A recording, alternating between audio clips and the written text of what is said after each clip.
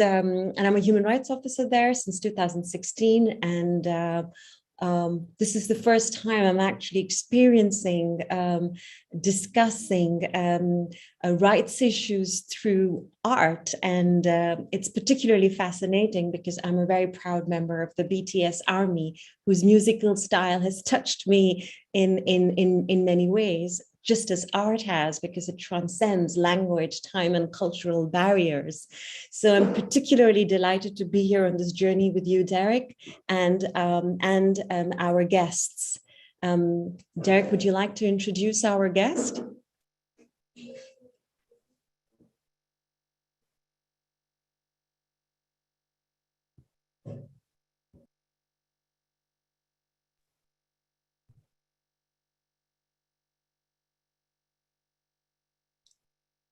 Derek?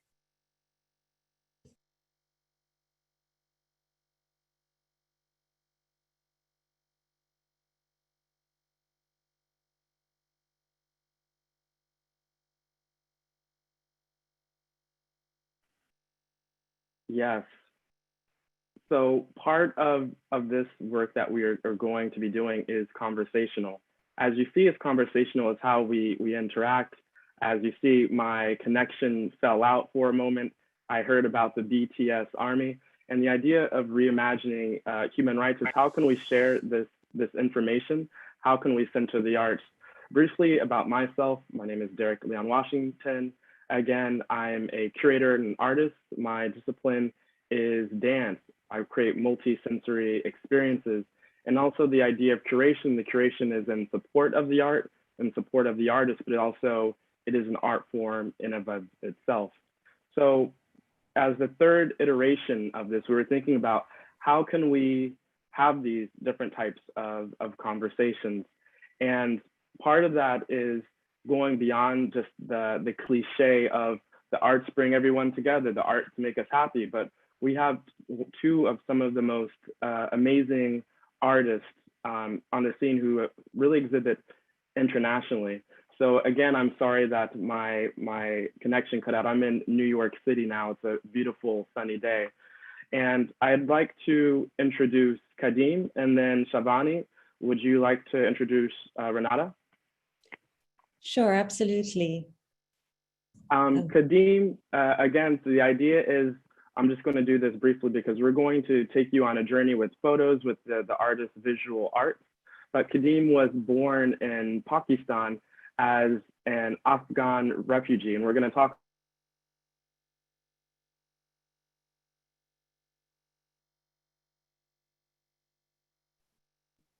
Oh dear, we seem to have a bit of a problem with Derek, don't we?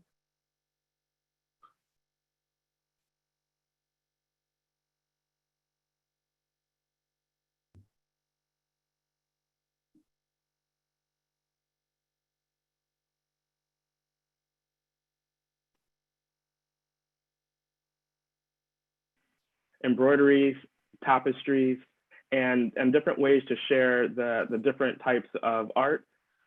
He's going to be showing us some of his different types of pictures and the work that he's done, and really the idea of transporting art. The idea, Shivani, I'm going to give this to you. So if my connection cuts out, my host, Shivani, can definitely take over. And then also with audiences too. We've shared some of this information about the artist, about Kadim, but also put questions in the chat because the idea is not just a conversation between us, but also between you. So if I do fall out, that doesn't matter because the audience, we want to thank you wherever you are, if it's the morning, the afternoon, or at night. Shivani. Thank you, Derek. In fact, I was just going to say that that if you do go off the radar, again, the audio radar, I'll be happy to jump in just so that, you know, like you said, we flow with the conversation and discussion. So very warm welcome to Kadim, and I'd like to take this opportunity. We have another artist who we hope she'll be able to join us shortly, but who's honored us actually with by sharing some of her work, and she's Renata Filento, She's a Sao Paulo-based visual artist, a scholar, an educator, and a mother of two.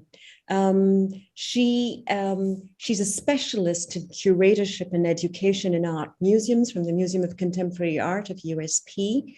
And the art produced by women and men of Black African descent has been the main theme of her academic research, with an emphasis on narratives about creativity about her descent. And the academic research echoes in many ways in her visual art production. Her art is essentially a reflection of the dynamism of the Brazilian contemporary photographic scene. And in many ways, it offers a journey of reflecting different facets of Brazil, its history, its urban natural landscapes, and ethnic mixing. And we will see through the visuals as we continue through our discussion some of her work and how some of these themes are very strongly reflected in her work. So we hope Renata would be able to join us, although maybe perhaps due to some family emergency, that may not be the case, but we hope she'll be able to join us shortly. Correct, Derek?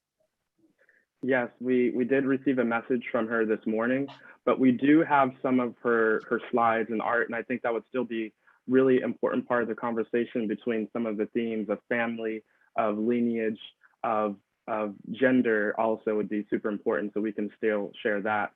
Before we go further, and I'm going to give the floor to the special rapporteur, disclaimers. And I think this is important. So again, this is our third webinar. And I want to say that we give free informed consent to being here. This will be a live on YouTube. They were also live on Zoom. And we understand that you can leave at any time. Audiences, also our guests, you can leave at any time. You don't have to give a reason. This will again be a public event. So the information that you share or might be interested in sharing, please be mindful of that. This webinar will be posted on Freemuse's YouTube channel. If you don't see it on the YouTube channel, you can also go to their website at freemuse.org, FREEMUSE.org. We do have one basic rule, is to be mindful and respectful. We understand that these are serious topics, and with our artists and also with different guests and people watching are dealing with real violence. So the best that you can to be mindful and respectful, and understand when sometimes the artist might not give specific details, because again, people are experiencing different types of traumas and different types of violence. We would encourage, if you experience any alleged acts or reprisals before, during, or after this event, this conversation, we will have emails. If we can post those emails in the chat now, and they'll also be posted on the YouTube channel. So emails to United Nations and also to Freemuse if there's any intimidation or reprisals, again, because this will be a public event. Moving on, I would like to give the floor to the special rapporteur, Dr. Alexandra Zataki. She has been a special rapporteur.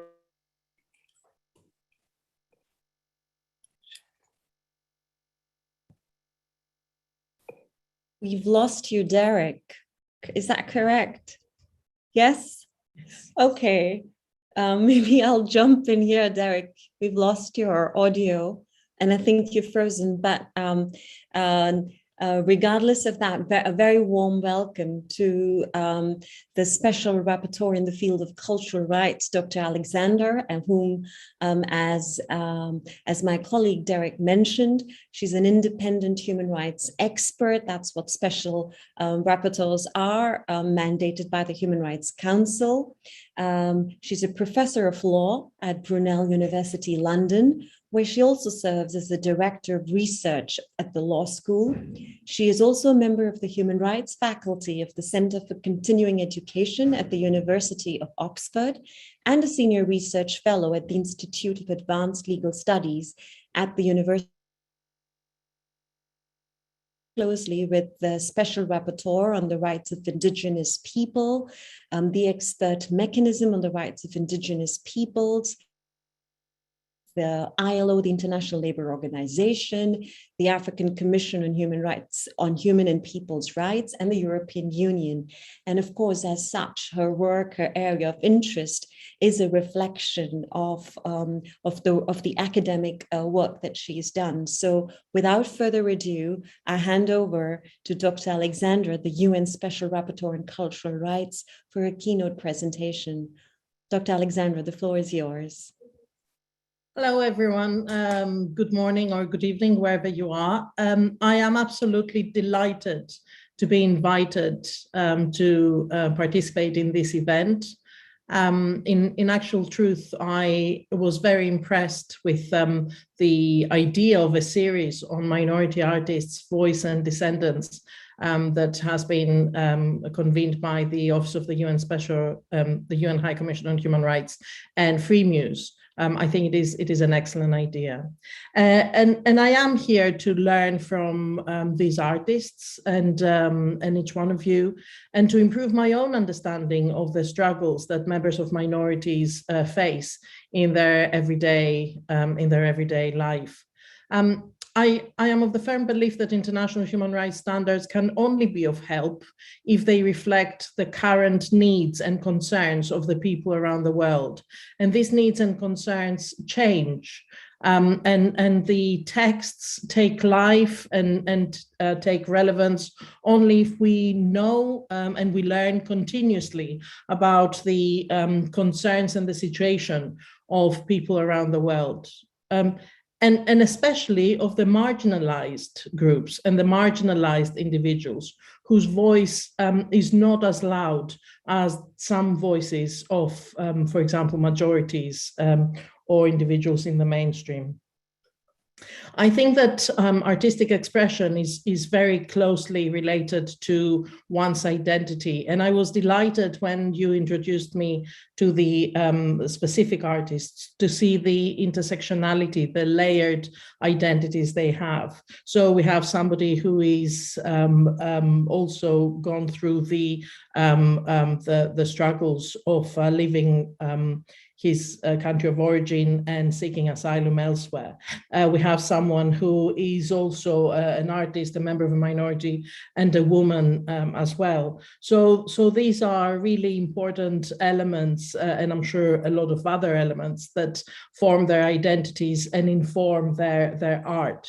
So by being able to look at the fantastic creations we are honored to be able to experience today, we have a look into their understandings and their views about situations in the world.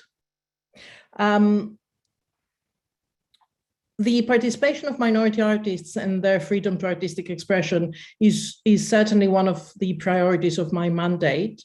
And this is very much consistent with the 1992 Declaration on the Rights of Persons Belonging to Minorities, as well as the Beirut Declaration.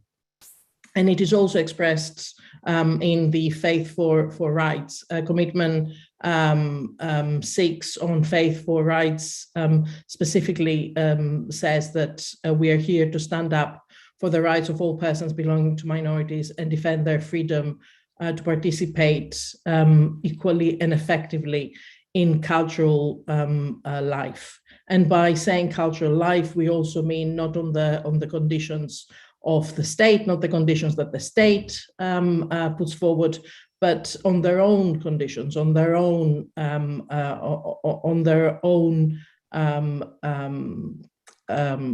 values and on their own priorities. So not what the state says these priorities should be, but the artists, what they believe and they carry with them. I am of the firm belief that the visual artistic expression we have the pleasure to experience today will counterbalance prevailing narratives. And I am delighted to be able to reflect more about how these narratives, the prevailing narratives, erode through the work of our artists, and think carefully about situations I may think I know, but these artists are going to show me differently. So I'm delighted to be here, and I know that I am between you and the artists. So I sit back and enjoy today's event. Thank you very much. Thank you very much, Special Rapporteur. And we have Derek back. Welcome. Oh, I am. Teamwork makes the dream work. So we've just had very insightful words from Dr. Alexander, and she's made a reference to a whole host of mechanisms and processes that actually have been initiated. And I was very personally delighted, Special Rapporteur, to your reference about the Beirut Declaration and the Faith for Rights Initiative, because that's something which our office has really spearheaded. And we're in the process of actually bringing that to life in the region. So I'm delighted that you've made a reference to that. And of course, the intersectionalities that you've made reference to, and we're really looking forward to a dialogue with Kadim on how the different layers of identity are reflected in his art. So without further ado, maybe we should proceed. Derek, correct? So can I have the honor of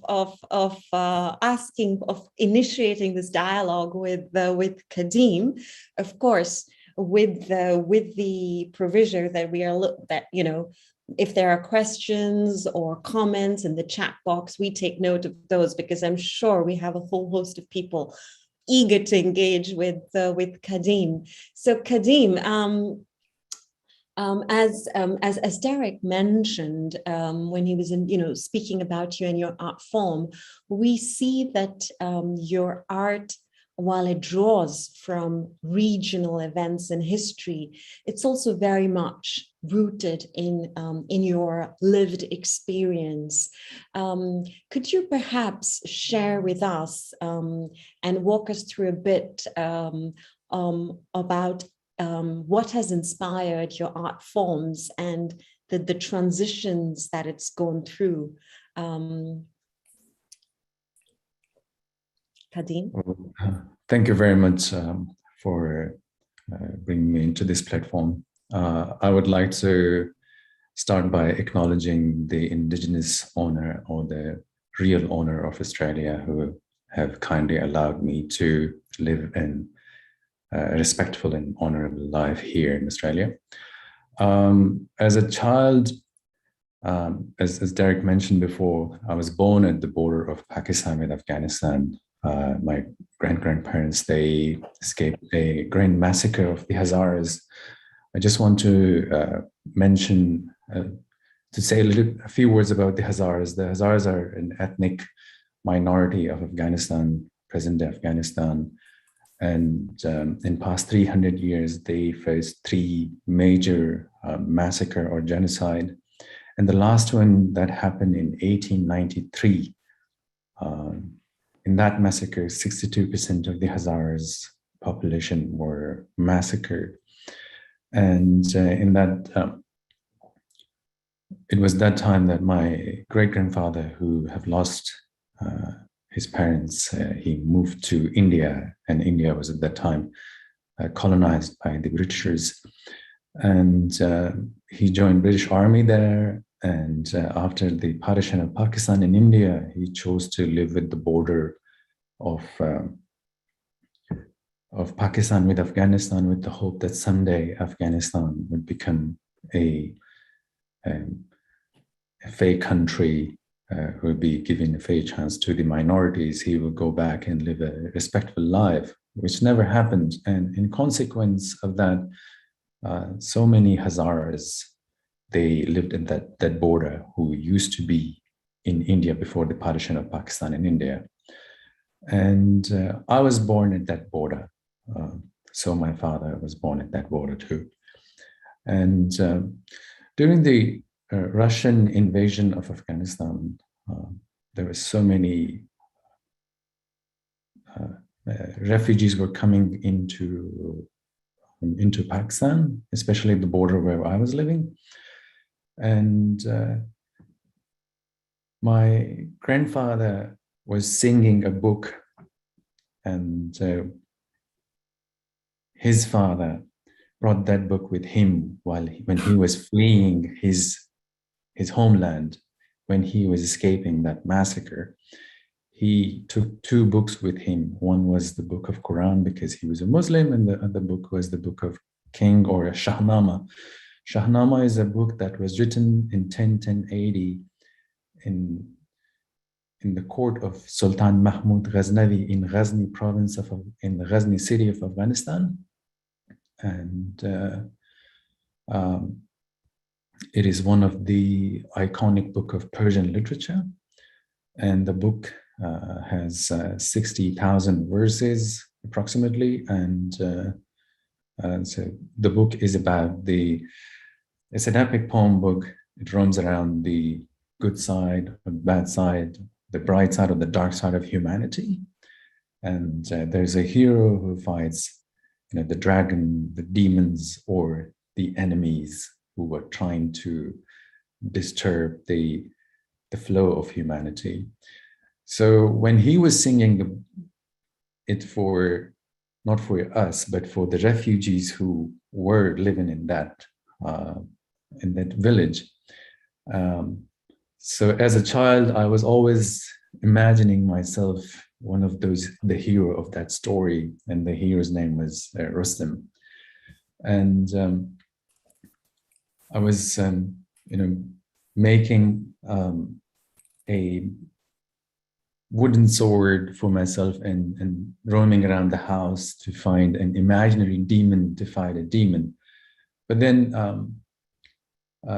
when I slowly came to know about the history of the Hazaras, who the Hazaras are, and I got a chance during the 1994 when Taliban were trying to establish themselves in Afghanistan, the border that I was living became one of the major recruitment point for the Taliban. And in 1996, end of 1996, I moved to Iran and I became I became a refugee there. And there, I also found there was a very bad treatment towards the refugees, especially, the Hazaras were called the Afghans or Afghanis, Afghani dogs or Afghani animals. So they were referring us to the animals, and among the animals referring us to the animals that were the symbol of hatred.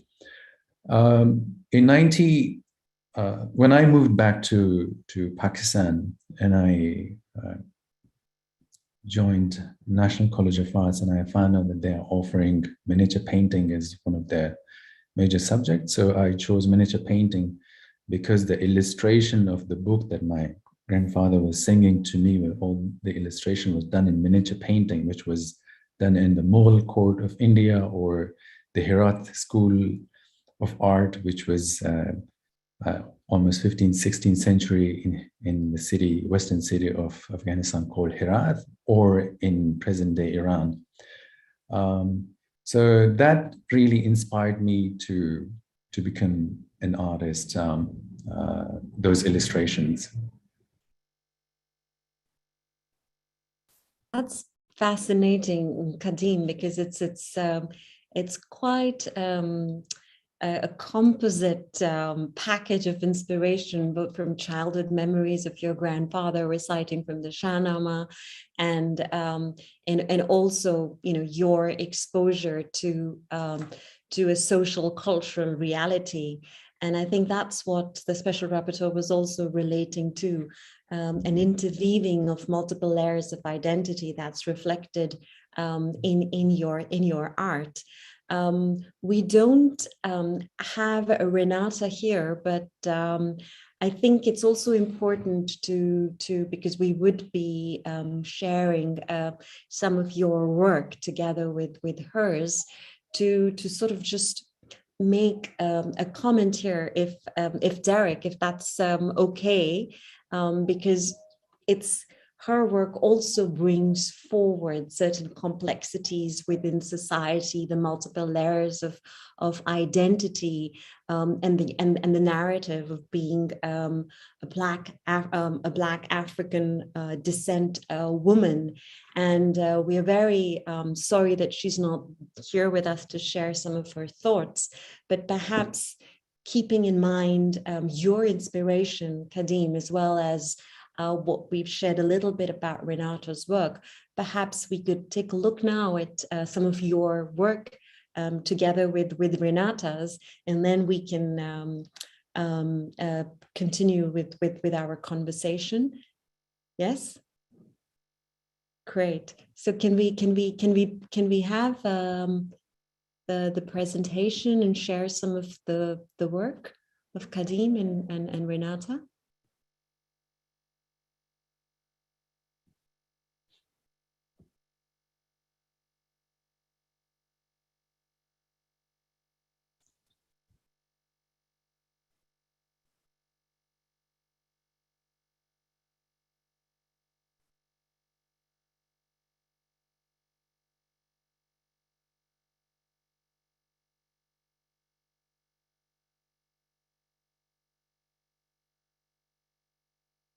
Sorry, we seem to be having a lot of technical glitches today. It's a bit unfortunate. Just to cut in, I think the idea was that Kadim was going to share directly from his own computer. Okay. Sure. Okay, Kadim. Sure. Sorry. So I'm gonna, sorry, it was my fault. I'm gonna share my screen and okay. Okay, so multiple. Am I sharing my screen? Okay.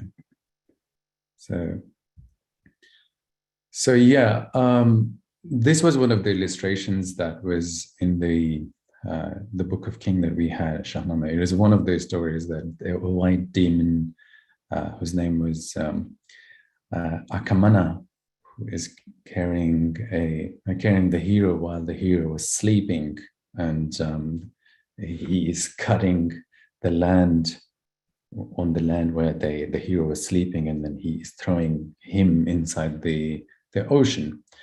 So here you see the techniques of miniature painting, which was very small. It was done small because it was used as an illustration in the books. And traditionally, that tradition of miniature painting came from Baghdad School of Art, or Baghdad, when during the golden period of Islamic time, when the scientists were writing their theories or writing whatever they were writing. Sorry, the artists were doing the small illustration of their text of their theories. So then it came into the courts as an illustration of their stories, mythical stories, and later it became the illustration of the glorious wars of the sultans or the emperors. So here you see it is very flat. There's no shadow. There's no source of light. It is very two-dimensional. So this is how miniature painting is. And then when I was studying at the National College of Arts, I moved to Bamiyan. So after finishing studying at the National College of Arts, I moved to Bamiyan, Afghanistan, and I found out that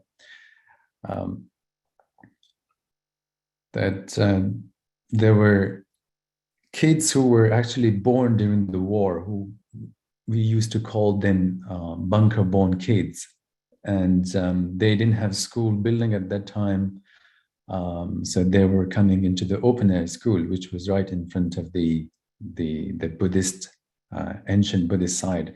Here you see there's an empty niche. This the statue of Buddha was blew by the Taliban in 2001. So here I did drawing workshops with these bunker-born children, And here you see the only male children here. This was a male school, but in the boys' drawing, there were, the scene of tanks, weaponries, Taliban, Mujahideen, warriors. But in the female drawings, there was house, like home, on the fire, there were animals, there were mythical birds like phoenix, and there were beautiful birds around it.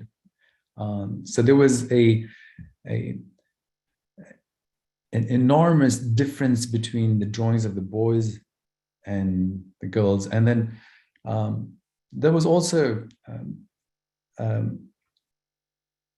taking me into my own work. When I was there, I was researching what is going into their mind, and why the Hazaras into the mountain, they were very much into the violence, into the fire, into the destruction, into the drawings where the little children's drawings are.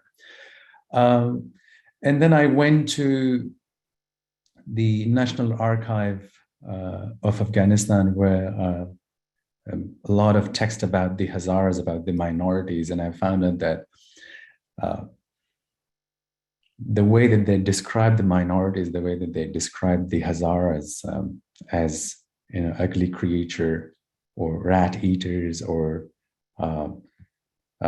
people who live in the caves of Bamiyan, and living in the high mountains, rebellious, infidel. So all these qualities were very much similar to the demons of the Shahnameh. The demons were living into the mountains, and the demons were known as ugly creatures. The demon was known as infidel. The demons were known as uncivilized, a person who couldn't live in the city, and was always considered as enemy. And there were many characters became hero by killing demons. So in 1890s, when the 62% of Hazars were massacred, the king or the emir of that time was given medals to their soldiers, to the generals who have killed most Hazaras. And then I found out that I, who was always pretending myself as the hero of my own world, when I was listening to Shahnameh, I was thinking that I was the Rustam of my story. But then I realized that no, I was not the Rustam. I was in the other side of the story. I was the demon. My ancestors were the demon. We were living in the caves. The similarities, the way that they described the Hazaras, the way that they described the minorities. It was us with demon, and I was killing my own self in my imaginary world. I was trying to become a hero by killing my own self. So it was a kind of self-hatred, I would say. And so I started painting demons as a collective portrait of my ancestors. But then it was also difficult to paint a demon, which is a demon that I was thinking how the demon should look like. And I asked the people who were living in the caves of Bamiyan and the Buddhist side, that how would a demon look like? Their perception of demon was totally different. They were thinking that demons are, because they were starving, and they were saying that demons are chubby. Because they were so weak, they were saying that demons are strong. Because they were stuck in one little place, they couldn't go anywhere. They were saying that the demons have wings, they can fly anywhere they want to. So the description of people who were in the caves and being demonized, dehumanized, their description of demons were totally different, because they were living in the caves of the Buddhist side, and once they were Buddhist. And in Buddhism, demons were considered as the protector of the monastery or the temples, where they were protecting. They were standing next to the entrance of the temple, not letting the bad spirit entering inside the temple. And just behind the mountains of Bamiyan, there was the city of Balkh, where the Zoroastrians were living, where their first prophet Zarathustra was living. And it was them, their prophet, who in that region who first gave a dark meaning to the demon. And I was thinking that the demon doesn't exist in reality, but who are these people who have been demonized in the region? Where are these demons coming from? Who are the author of this story referring to? So that was how I came to started reflecting on my own ancestors' history, on my own personal history. And should I continue? Yeah, you could continue, or I think we still have a bit of time, and then we'll have Renata hopefully joining us soon. But please proceed, and then we'll move on to the next. So we'd really like to know about your inspiration. Yeah. So then my drawings were also my painting, because I was trained as a miniature painter. I was in love with the techniques of miniature painting, but because I was visiting Bamiyan at that time, I went to the caves where the remnants of the wall painting, or the cave painting, the oil painting on the ceiling of the caves. It was so beautiful. It was so beautiful. And also looking at the drawings of the little girls in Bamiyan, it was full of flowers, full of beautifying, their drawings. So then I started thinking about the flowers. The one flower that I saw too much in Afghanistan was the opium flower. And so I started painting golden opium flower. In Afghanistan, the status of a person is being measured by how much opium fields you have, by how much weaponries you have, by how much men you have, how many people you have killed, and how many wives you have. So that was a kind of status. And that was related to the strength of the demon. For me, it was very confusing to go into the demonology of the region to find out, like, is a demon signifying a stronger human being, or is it signifying a marginalized minority? What is it? When the National Archive of Afghanistan, when the government of Afghanistan were describing about the minorities, they were describing them as a demon of Shahnameh. When you're going and meeting the minorities, when you're asking them, what does a demon look like? Their description of demon was totally different. So I was confused between this duality of the meaning. So my work was lingering in between, this confusion of understanding demon. I mean, this is very fascinating, Kadim, because you've pretty much shared and given us a sense of why you've chosen certain forms to convey certain messages. The fact that you've made a reference to the golden opium flower and what it symbolizes, I think that in itself sort of is very fascinating for us, and I think I'm sure the audience would love to hear, because you're now walking us through what guides you, or what's been your trigger through the process and the creation of your art. It's these small but very significant nuances that have seemingly affected and influenced the different techniques, perhaps, that you've sort of adopted to convey certain messages. And I see that you speak about using miniature illustrations to tapestry. So it's really using different techniques. Am I correct in understanding that, you know, and this choice of your, the thought or the thinking behind the selection of these techniques is clearly not just, it's not just an internal creativity, so to speak, but it's something really that's influenced you from the socio-political, cultural reality and context that you've experienced. Yeah, and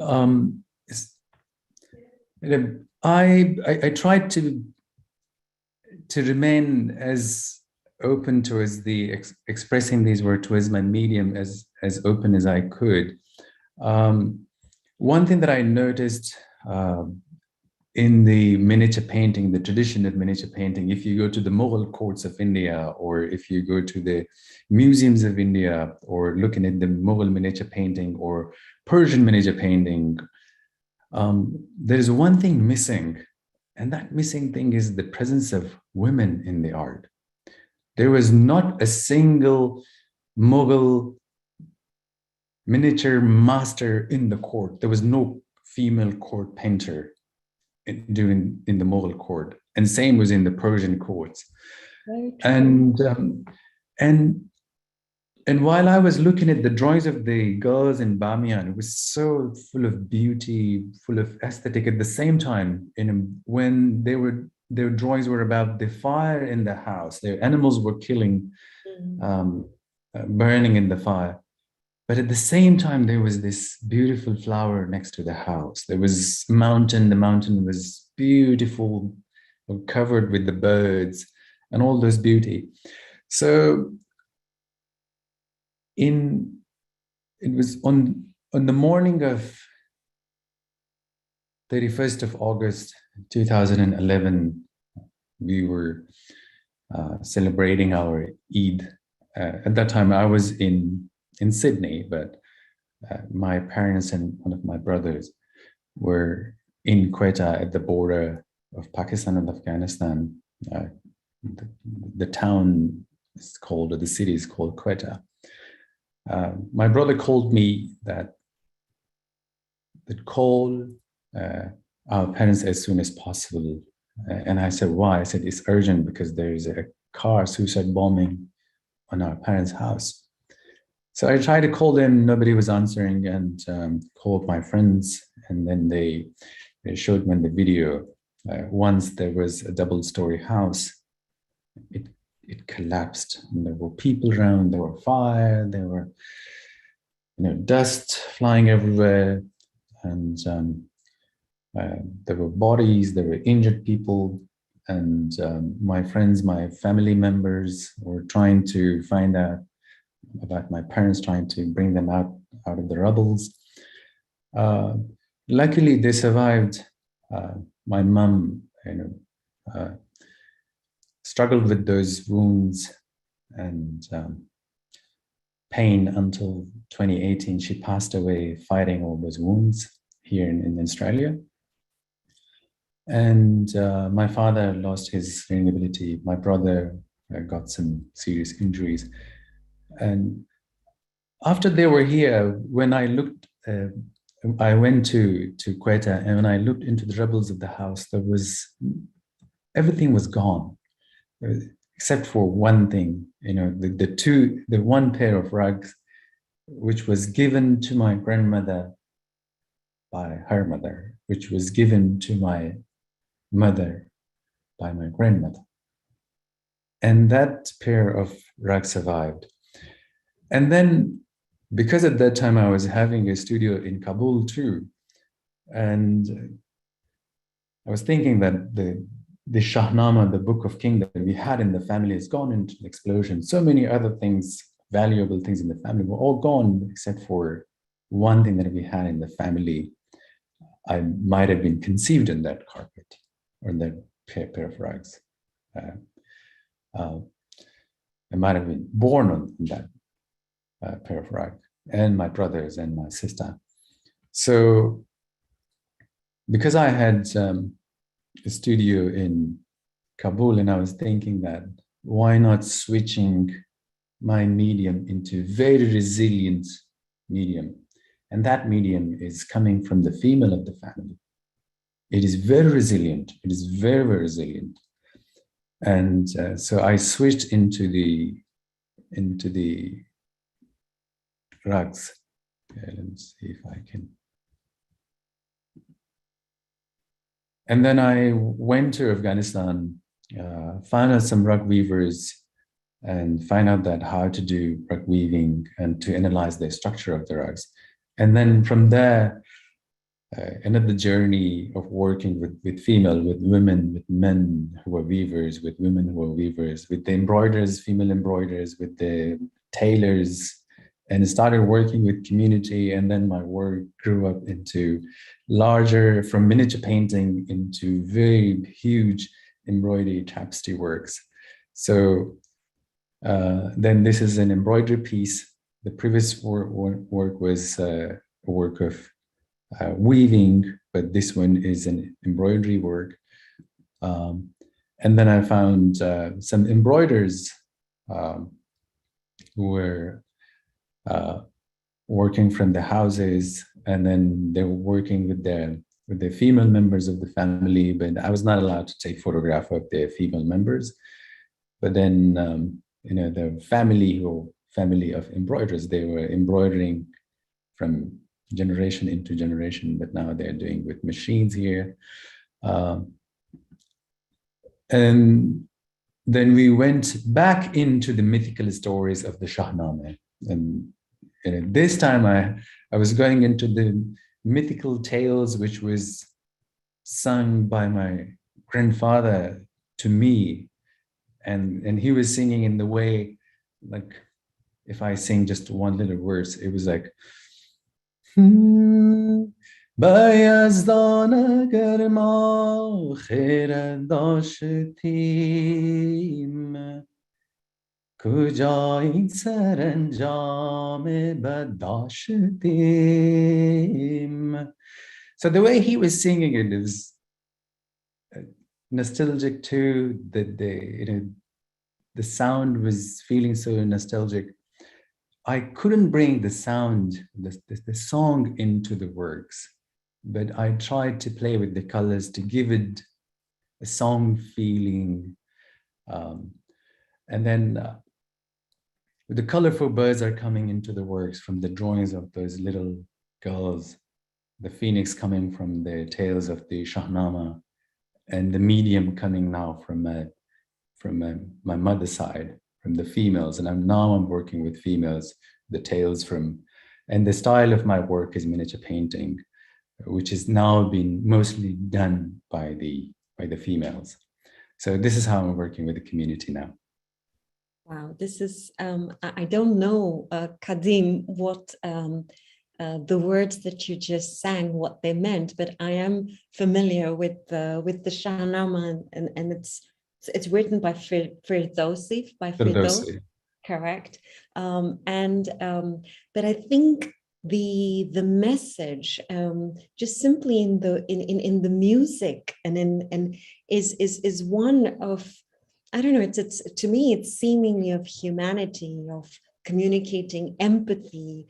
Perhaps it's of hope, perhaps it's of sadness. I don't know what the words were, but what you just sang and the way you sang it it really reflects possibly the way your grandfather sang it, and I think it's deeply moving to really see how your journey of transitioning from one form to the other. You speak about miniature painting, then moving on to tapestry, embroidery, and I particularly feel quite I would say moved by the image on the screen right now, because it's not just the use of the colors, but it's the symbolism of the phoenix that rises from the ashes. So again, in many ways, it's communicating.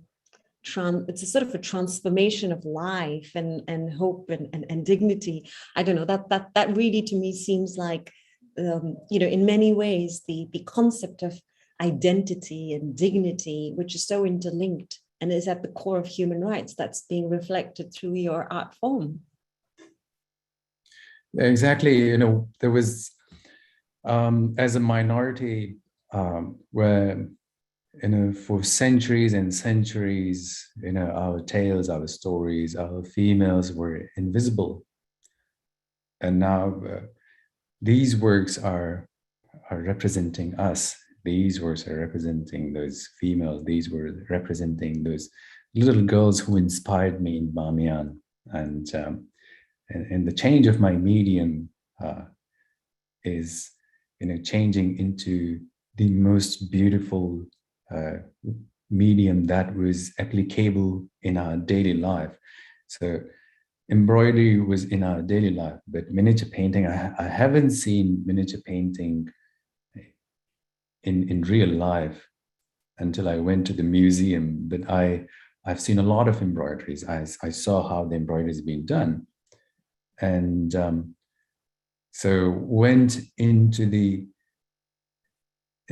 ground level, into the life of these females, and bringing them all together and working together and telling their stories and then singing stories for them.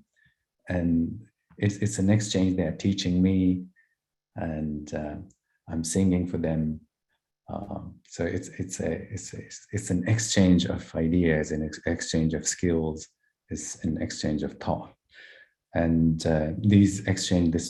this work of art, when it's coming into the museums, it is, I don't know how to, I don't have words for that. When the works are displayed there, they're connecting, they're signifying, or they're representing the women who have always been invisible, but now their works are speaking for themselves. I think that in many ways, Kadim, is really what this entire conversation is about.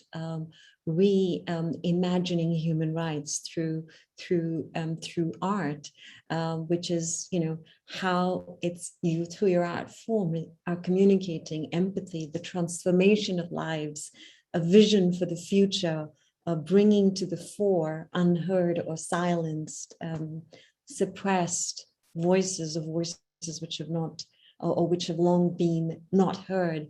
And I think I see the commonality there, and I think this is perfect timing to actually bring on board now our artist, our second guest, who's just joined us. So Renata, you're very warmly welcomed, and we missed you when we began, but we're very pleased to have you join us. And I think when we began the discussion, I introduced Renata, and I think her work is something which is actually reimagined different forms of gender identity, of motherhood, of love, of ethnicity, in the Brazilian community and culture where she is. So perhaps, Renata, you could walk us through some of your work, and then we can continue with our conversation. Renata? Boa tarde a todas as pessoas. Boa tarde, Shivani. Muito obrigada pela introdução.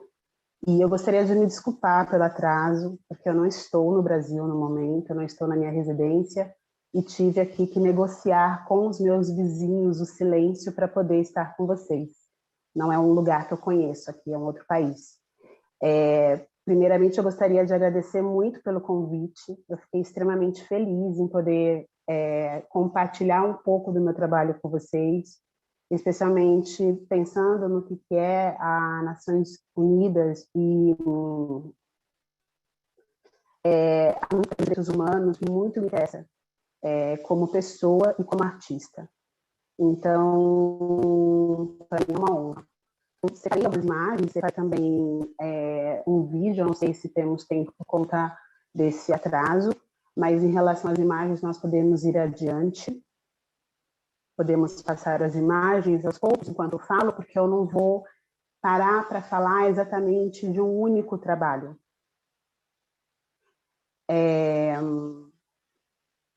estou vendo aqui que parece que não tem como fazer a tradução para o português do Brasil, ou posso continuar no português do Brasil? Posso? Acho que Claude vai fazer a gentileza de colocar as imagens. Yes, please do. Claude, We have the passar a imagem, por favor? interpretation option, you know, the little globe on the extreme right corner of the screen. So if you click that, there is an option for English. So please, Renata, continue.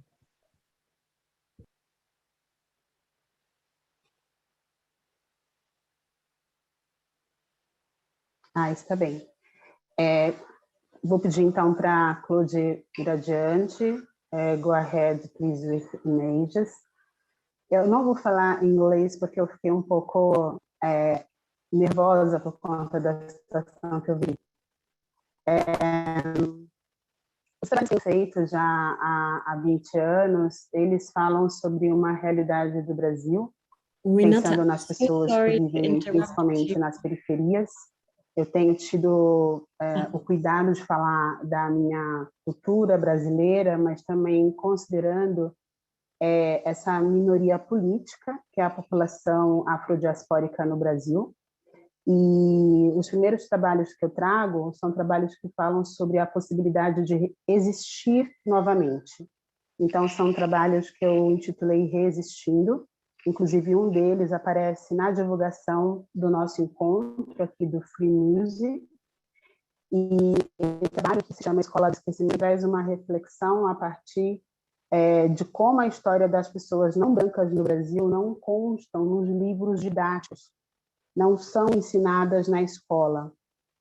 Acredito que há 20 anos que nós tivemos uma mudança de governo, né, que era orientado pela direita e passou a ser orientado pela esquerda, que nós podemos ter acesso, a partir de uma legislação, à história das populações africanas e, portanto, também das afro-brasileiras dentro da escola. Então, esse trabalho chamado Reexistindo é uma série de imagens, são imagens fotográficas que eu recolhi com famílias, eu recolhi também com a minha própria família, num acervo das tias, dos tios, das avós, da minha própria mãe e pai, para poder montar esse trabalho que tenta contar a história afro-brasileira a partir desses acervos que são íntimos, desses acervos que são familiares, tentando entender como é que essas famílias encontram meios de existir novamente diante de um governo que tem dificuldade de reconhecer a necessidade de políticas públicas para a população negra. Pode ir adiante, Claude, pode ir passando as imagens, porque são 15 imagens, do contrário nós não vamos ter tempo.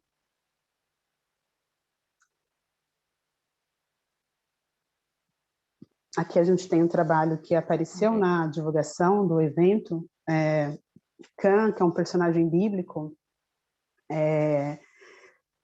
Aqui ele aparece como se fosse pai de todas as pessoas negras no mundo, todas as pessoas afrodiaspóricas, porque dentro dessa narrativa bíblica, os filhos e as filhas de Can seriam amaldiçoados devido a um deles ver o seu pai, os filhos e filhas de Can, ver o seu pai, Canoé, nu, e rir do seu pai ao invés de acolhê-lo. E por conta desse episódio onde Can vê o seu pai numa situação deplorável, ao mesmo tempo vulnerável, mas não o auxilia, existe dentro das parábolas bíblicas o amaldiçoamento dos herdeiros e das herdeiras de Can. Então, foi feita pelo catolicismo uma leitura de que nós, pessoas negras, seríamos esses filhos e filhas, né? Então, esse trabalho fala de uma espécie de amaldiçoamento, com uma conivência, então, da igreja na maneira de interpretar essa passagem. Pode ir adiante, por favor.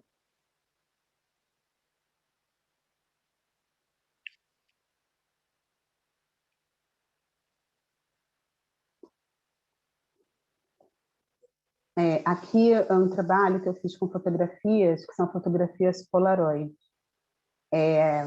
Nesse trabalho, eu fiz retratos de várias pessoas que eu encontrei nos bairros de periferia de São Paulo.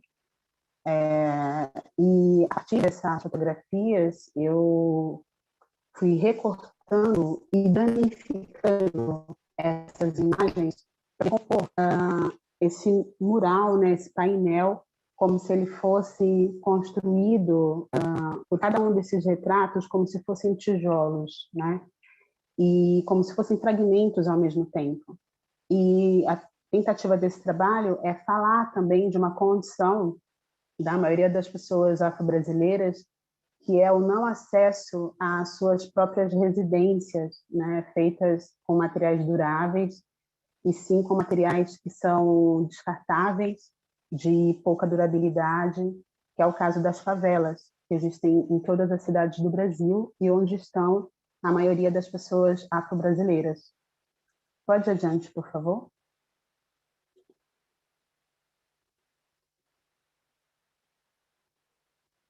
Aqui tem um detalhe dessa obra, né? Esse trabalho eu fiz com pessoas que eu conheço, eu tenho buscado na minha produção incluir pessoas do meu cotidiano. Ok. Eu tenho buscado incluir no meu trabalho pessoas da minha comunidade. Quando eu falo comunidade, não é subjetivo apenas de pensar que parte de uma comunidade afrodiaspórica, mas também de pensar nas pessoas com quem eu convivo, das pessoas que estão próximas de mim, e também de uma tentativa de pensar linhagens nesse contexto afrodiaspórico. Então, aqui tem duas pessoas, que é a Dona Maria e o senhor Antônio, que já não estão mais conosco nesse plano, e que eram as pessoas mais maduras, né? Eram dois idosos que moravam em frente à minha casa. Então, eu coloco os dois como princípio, pensando nesse respeito aos mais velhos, né? E na nossa busca por trazer para a cultura afro-brasileira, para a prática cotidiana, algumas práticas sociais e filosóficas que se encontram em sociedades africanas, que são sociedades que estão na parte ocidental da África, viradas para o Oceano Atlântico, fazendo essa conexão. Então, aqui os dois aparecem como princípio. Pode ir adiante, por favor, Cláudia.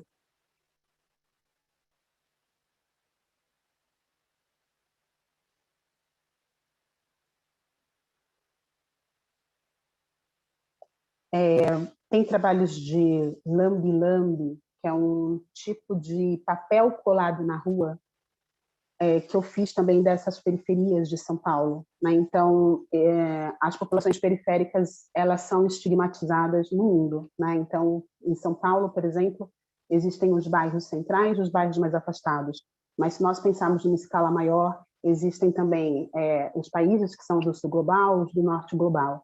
E a ideia é que os países do norte global fazem sobre nós do sul, muitas vezes sem terem ido ao sul global, né? Mas formando uma opinião a partir de alguns estigmas que foram criados para nos rotular.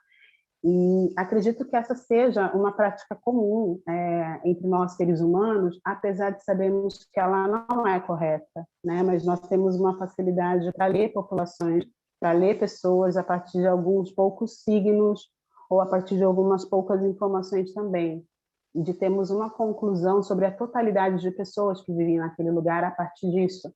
Então, esse trabalho, que eu tentei traduzir para o inglês aqui na apresentação, como Go to the House, significa cola lá na goma. Porém, em português, cola lá na goma, que o significado se aproxima de Go to the House, é uma expressão dos jovens de periferia, né? É uma expressão que trata da vida na periferia.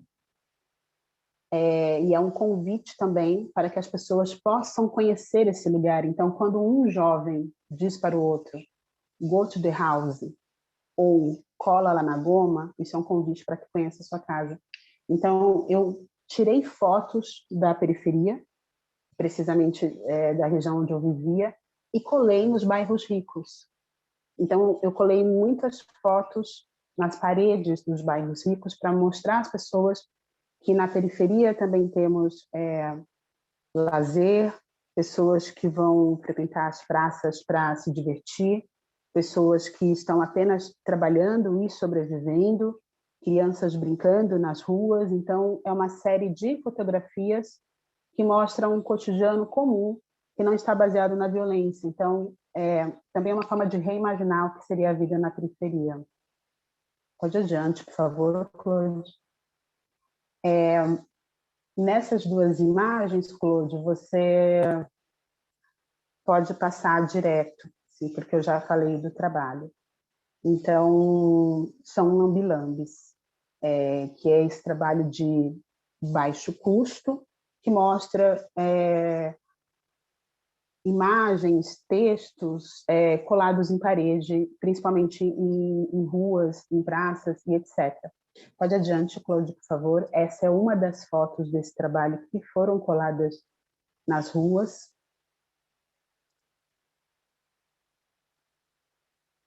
Pode adiante, por favor. Tem uma série de performances que eu venho desenvolvendo desde 2012. Uma delas é essa que se chama Danço na Terra Entupida. Eu tentei traduzir para o inglês, só que eu não encontrei nenhuma palavra que correspondesse a pisar exatamente, né? Tinha o walk, por exemplo, mas o walk não significa exatamente pisar, significa andar. E esse trabalho fala desse apagamento sobre a história da população não branca no Brasil, mas fala especificamente sobre o apagamento da história das pessoas afrodiaspóricas em São Paulo e como nós, apesar de sermos a segunda maior nação com pessoas afrodescendentes no mundo, como nossos corpos são muitas vezes ainda estigmatizados como se nós não pertencêssemos àquele território. Então, esse lugar é a Praça da Sé, que é a região central, é onde nasceu a cidade de São Paulo, que é o lugar onde eu nasci, e existe uma narrativa da cidade que foca na colonização europeia, principalmente na chegada dos italianos, e que apaga a presença das pessoas negras. E esse trabalho é um trabalho que ele traz questões de espiritualidade. Toda a produção que eu tenho feito busca vacinar o passado, pensar na ancestralidade e entender que existe um fio invisível que nos conecta. Então, nesse trabalho, eu danço em vários lugares da cidade, pensando a dança, o movimento do corpo, não como um movimento para a diversão e para o lazer, mas como um movimento que reconecta. Então, ao final de cada dança, eu busco me reconectar com uma terra que é uma terra violada, que é uma terra invadida e uma terra machucada, né? Então, eu tiro os sapatos no final de cada dança, mas eu não encontro a terra, porque eu encontro asfalto, eu encontro concreto, eu encontro outros tipos de materiais que têm tapados a terra, né? A terra onde se planta de verdade, né? Então, é um trabalho de reconexão. Aqui é o Marco Zero, é a Praça da Sé, que hoje é um lugar, como nós podemos ver pelo colega, né, que está lá atrás de gorro na cabeça, que infelizmente é um lugar que se tornou abrigo de pessoas em situação de rua. Pode adiante, Claude, por favor, de passar para a próxima imagem.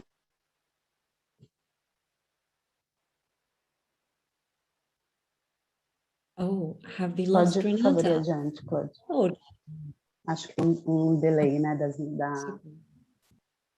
das imagens.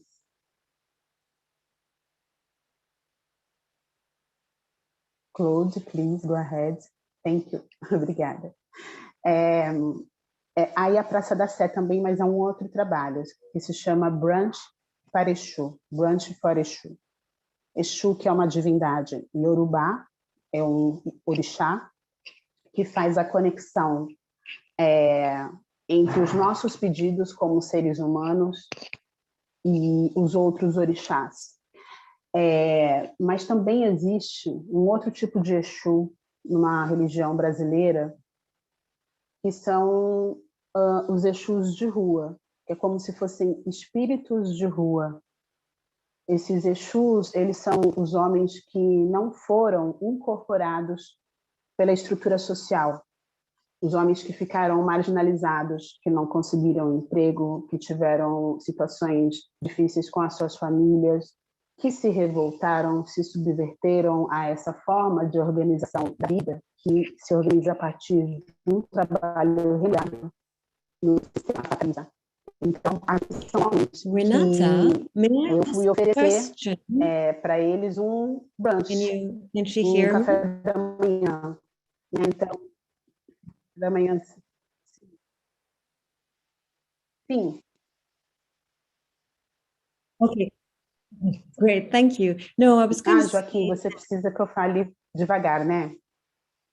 in the interest of time as well, I think there are some, it's very interesting to Renata, thank you very much. And I think I just wanted to sort of draw some interlinkages between the discussion that I was having with Kadim before you arrived. And there clearly are very strong messages in both your art forms, which in many ways seems to be delivering a message, visuals of self-care, healing, a recognition perhaps of ourselves. And I think in your work, there's a very strong reference or sharing, again, of new possibilities, documenting or reframing Black or African Brazilian societies, cultures, and practices.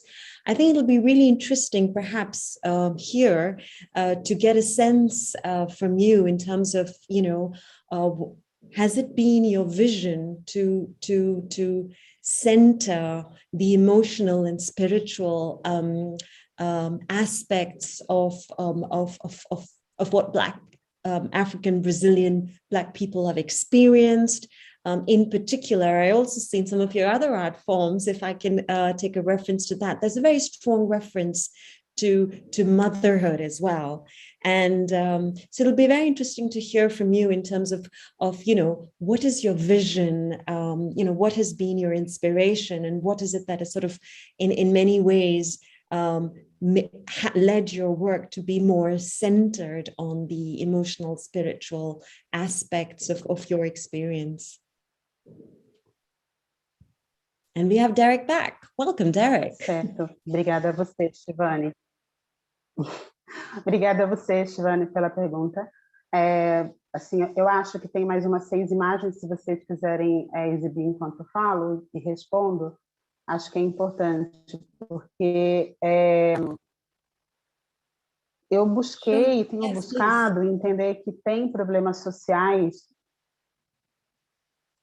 Sim, eu vou respondendo e essas imagens vão sendo exibidas. Eu tenho buscado pensar a arte realmente como uma forma de me conectar com as pessoas que, em especial, não são pessoas da área das artes visuais. Então, tenho buscado entender como é que no trabalho, por exemplo, de performance, eu consigo convidar pessoas que muitas vezes não entrariam num museu, não visitariam uma exposição, por uma questão de falta de tempo, talvez por pouco interesse, por não acreditar que esse espaço de criação e de reflexão seja para elas. Então, existe essa questão formal da arte, de pensar qual é a mídia que eu vou utilizar, qual é a técnica que atende para poder realizar um certo debate.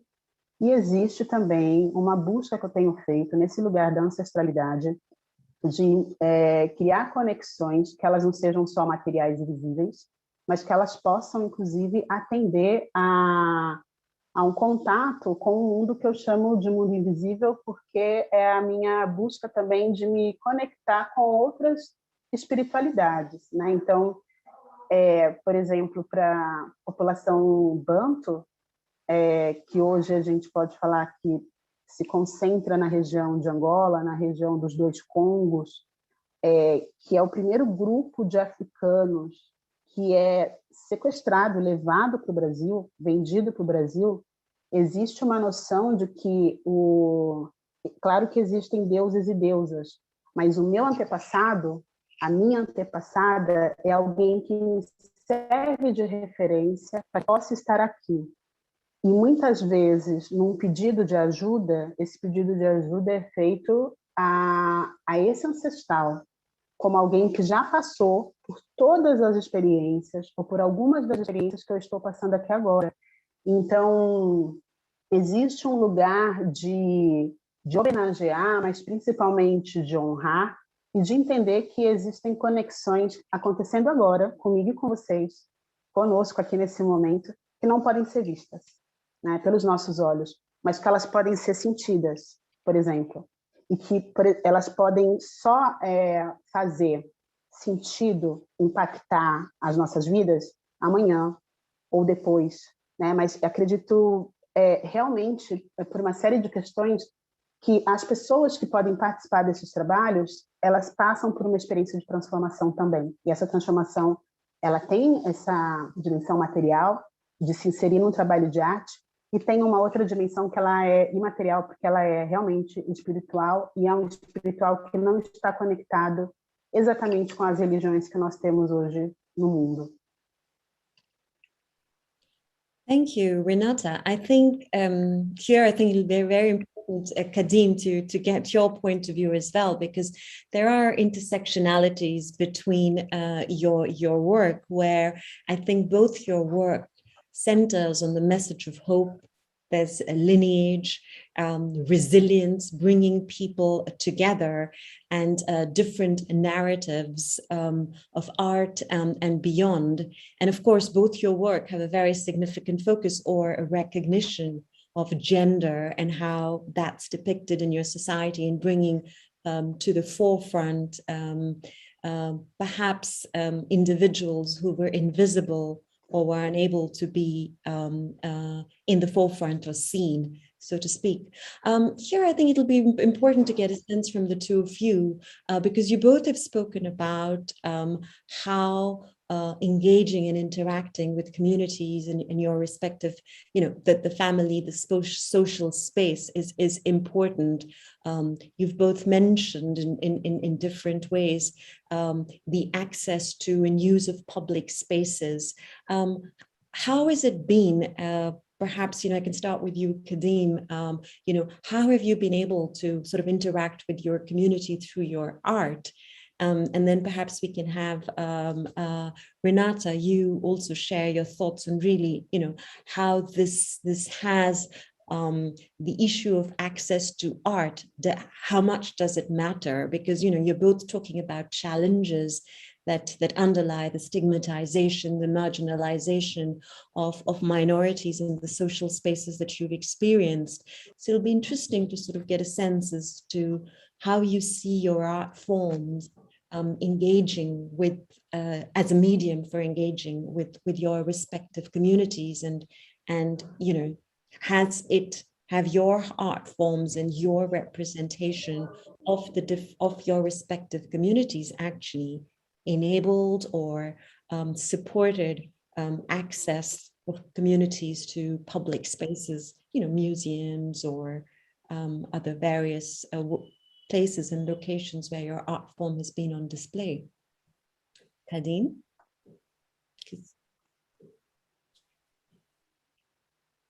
The primary goal of my work with the community was to engage with the community itself, to engage with especially with the female members of the community.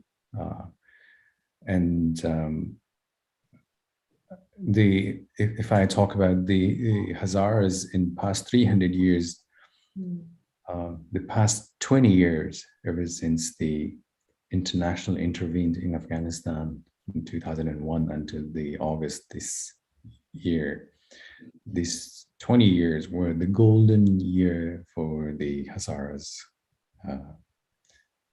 in Afghanistan. And it's very surprising to see that the female members of the Hazaras were making most of the policewomen, into the army or into the government, or the female. If we look at the ratio of the female members going from which ethnicity into the government or into the community building, the Hazaras family, the Hazaras female member were making the highest number in the government section and also in the private section. And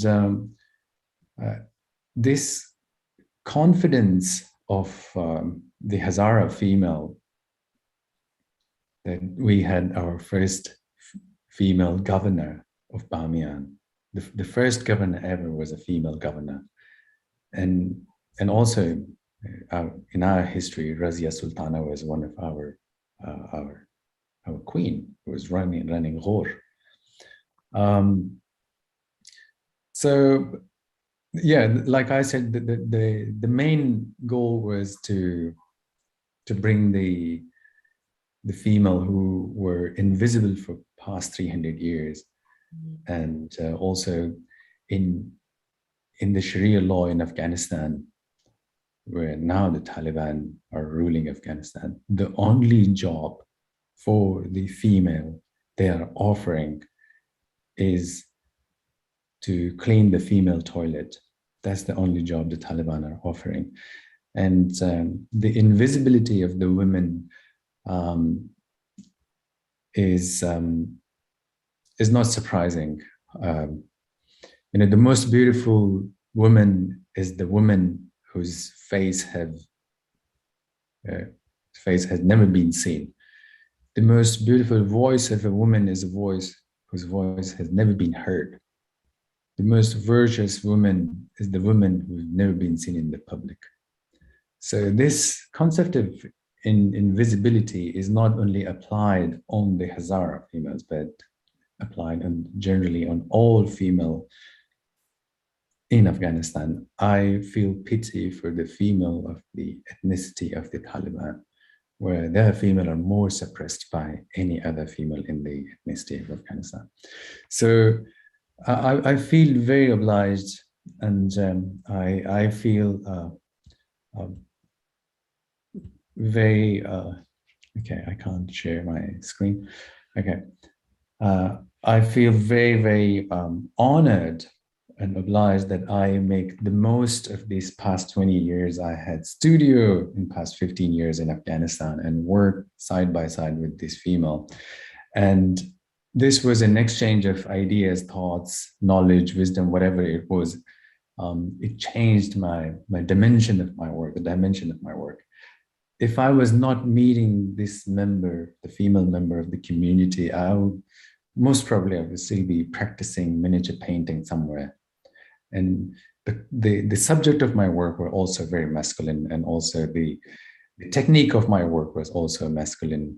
But with the involvement of the female in my work, it gave my work a total different dimension, not only into the size, but into the medium, into the style, into the colors and everything. It actually gone out of my control. And there was a time when they were controlling everything. They were doing everything. They were just, I was thinking, what should I do in this part? And they were giving me an idea, bring this thing here, bring that thing here. And the understanding of using a space, the fine line between the art and the craft, they were about to cross that line. It was so beautiful. So when the works were getting exhibited into the public spaces, like into the public galleries, museums, I was trying to bring them, one or two of them, into Sharjah or into Dubai or into some other countries or into Pakistan or into India. And it was just the beginning of emerging them, to bringing them internationally. And we, with the help of some friends, we found them scholarships into the international art schools, and they're now studying internationally. They're renowned artists now. But like I said, I'm afraid we're almost out of time. I think I'm going to have to step in. I think we need to hear Renata's answer to the last question. So Renata, you have about 60 seconds if you can walk us through your answer to Shivani's question. We're going to lose the interpreters otherwise. And then we'll just say a brief word of conclusion and show a short film as an outro. Renata, you have the floor.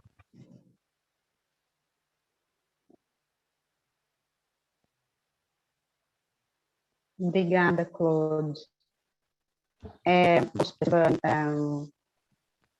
Para mim, não tem um trabalho de arte que não seja político, mesmo quando um artista escolhe não falar sobre sua sociedade, é uma escolha política.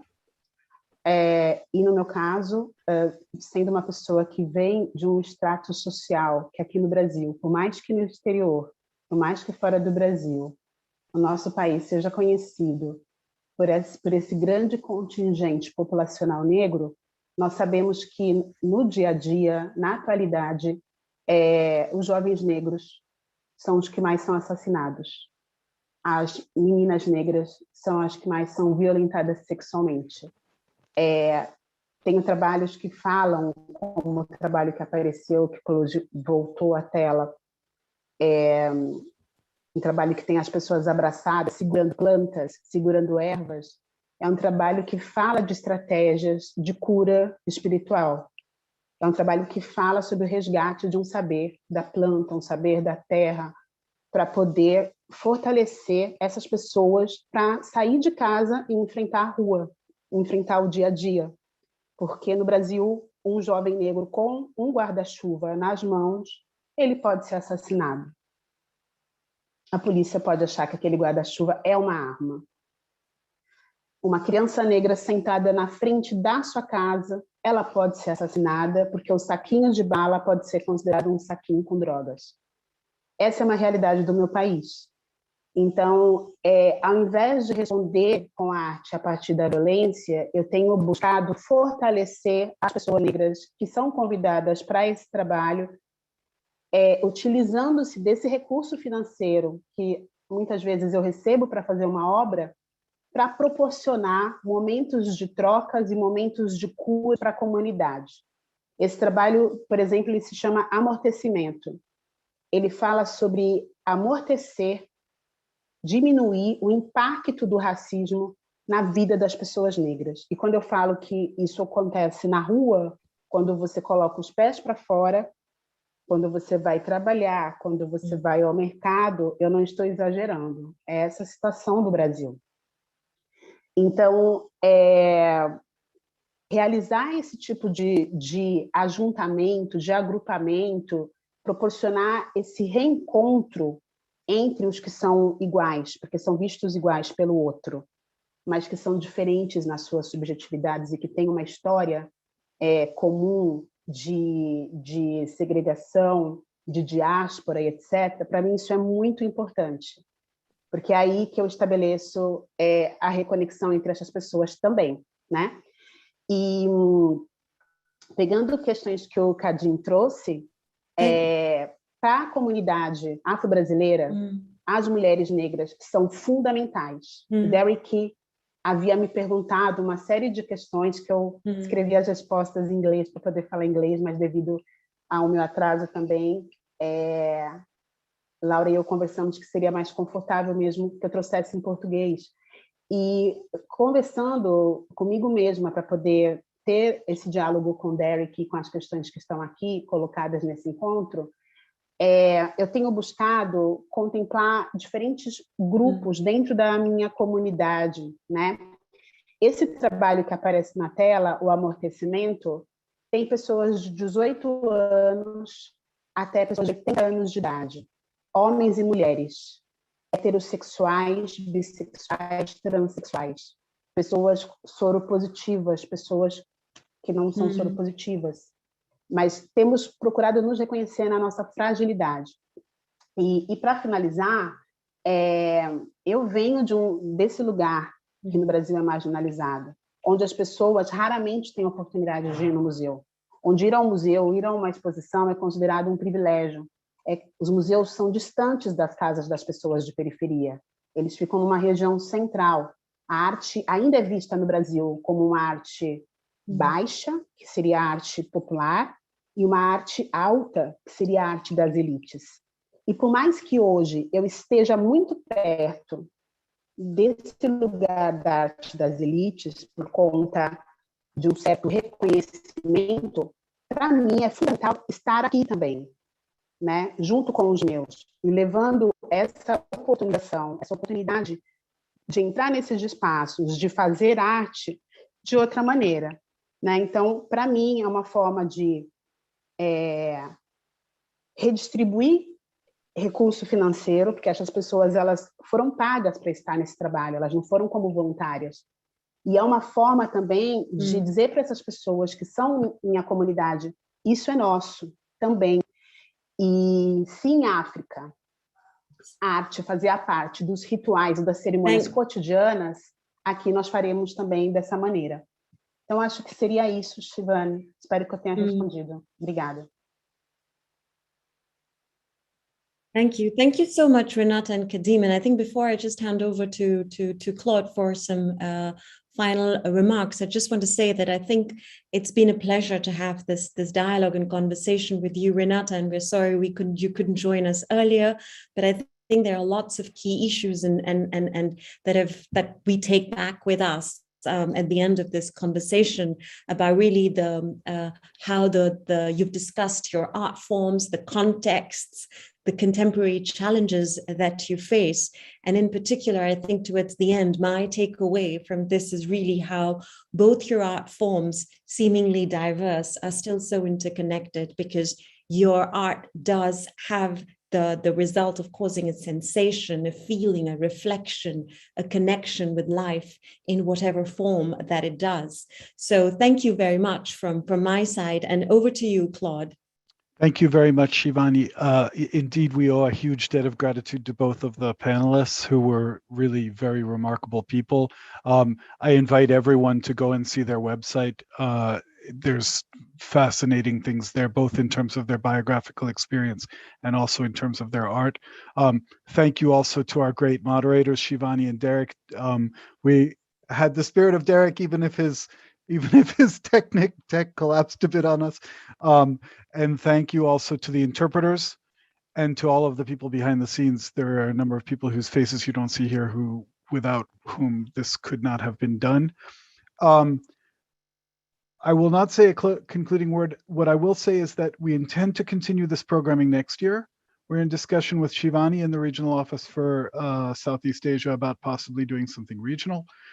We would like very much to get off Zoom for the reasons that you've seen today on the tech. We're hoping to have an in-person, at least hybrid dance event, possibly in June. And we want to also do some other things profiling minority artists, including potentially some sort of contest. We will end by seeing a short film so that we can excuse the interpreters. The artist is called Dessa. She was born in southern Rhodesia. She's a person of Jewish descent, a child of Holocaust survivors. She is currently based in Switzerland. She spent the early part of her career in Israel. And she and a colleague of mine, Michael Wiener, have prepared a very interesting film for us. So I hope you enjoy it. Please do reach out on any issue. As we discussed, if there are any negative consequences, or on a positive matter, if you have any suggestions for us, we welcome hearing from you. And we will continue to develop this programming, giving voice to minority artists worldwide. And on that, here is the film of Dessa and Michael Wiener.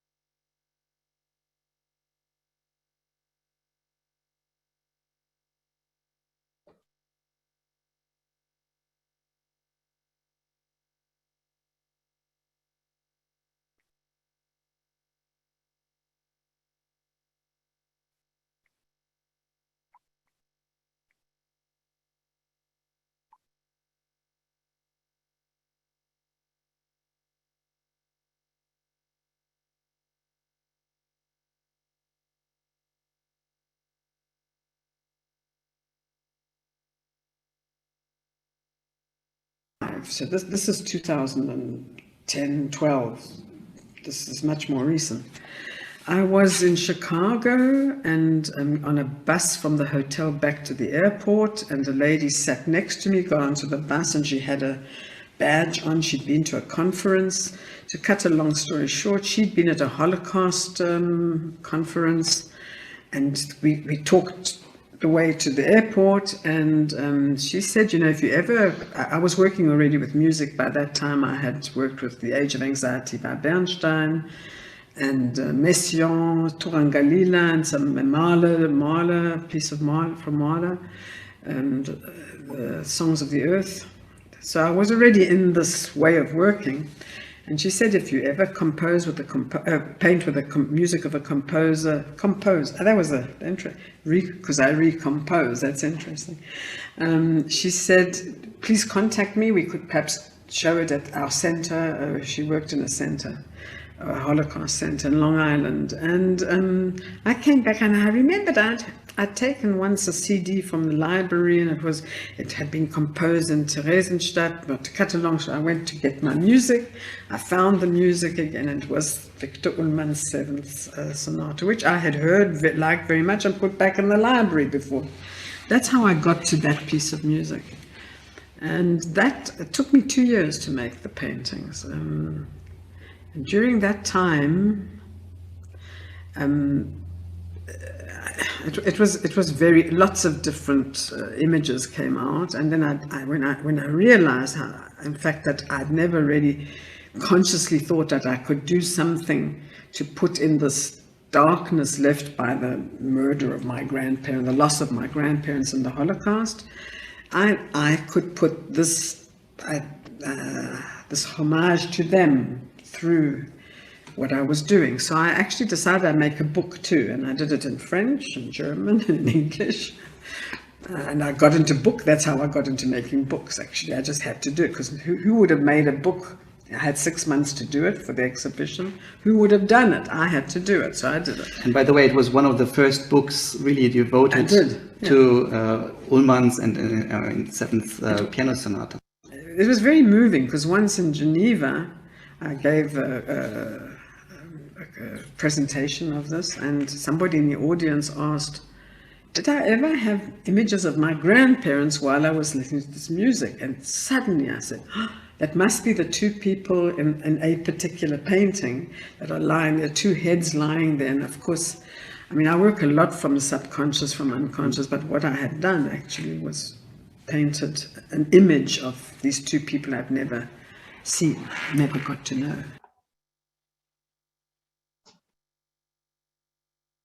Art. A live improvisation between a painter and a musician.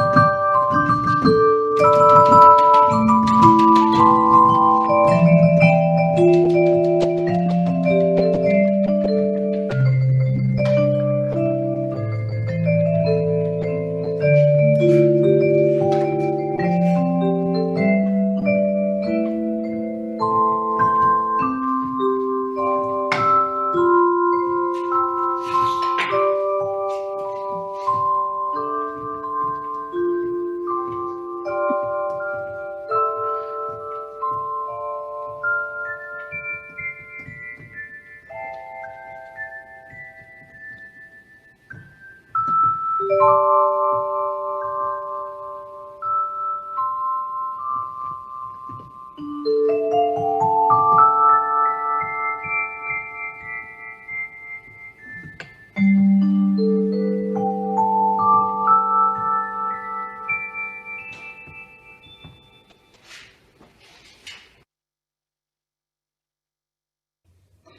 in your artistic work, you've been working on many musicians and composers like Benjamin Britten and Viktor Ulman. And if we just zoom into, I mean, one of the paintings to your back is actually inspired by Benjamin Britten. If you could explain also the way that music inspires you for painting, and then especially the Viktor Ulman background.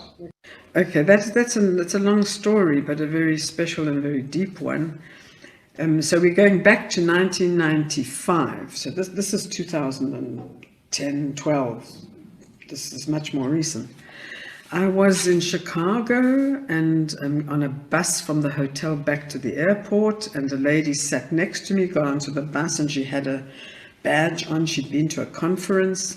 To cut a long story short, she'd been at a Holocaust conference, and we talked the way to the airport, and she said, you know, if you ever, I was working already with music by that time. I had worked with The Age of Anxiety by Bernstein, and Messiaen, Turangalila, and some Mahler, piece of Mahler, from Mahler, and the Songs of the Earth.